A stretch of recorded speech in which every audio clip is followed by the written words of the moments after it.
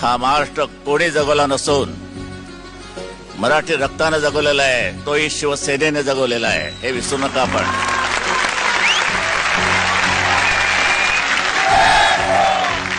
हा शिवरायाचा भगवा झेंडा, हिंदुत्वाचा भगवा झेंडा, शिवसेनेचा भगवा झेंडा हाती घेतल्यानंतर खाली ठेवायचा नसतो. संभाजी राजांचा ज्यावेळेला औरंगजेबानं भयंकर क्रूरपणाने त्यांचे हाल केले, हाल कसे केले याची कल्पना येणार तुम्हाला वाचल्यानंतर सुद्धा काटा उभा राहील असला तर. औरंगाबाद नाही, संभाजीनगर आम्ही नाव दिले, शिवसेने नाव दिले.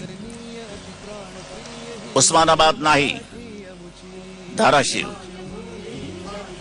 पण बेशर्म कार्यकर्ते काय होतं, माझी ठाकरी भाषा तुम्ही सामन्यामधनं वाचावं, पण इकडे देतायत सगळी सभ्य माणसं बसलेत आजूबाजूला, त्यामुळे उगीच त्यांना घाम फुटायचा. पण दिल्लीमध्ये जे बसलेले आहेत,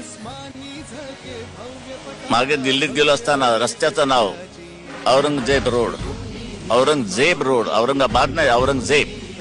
कशी शरम येत नाही तुम्हाला? लाज नाही, लज्जा नाही, राज्य करते आणि तुम्ही निवडून देता.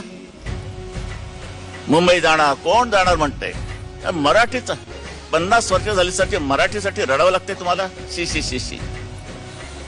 लांछनास्पद ते भयंकर लांछनास्पद.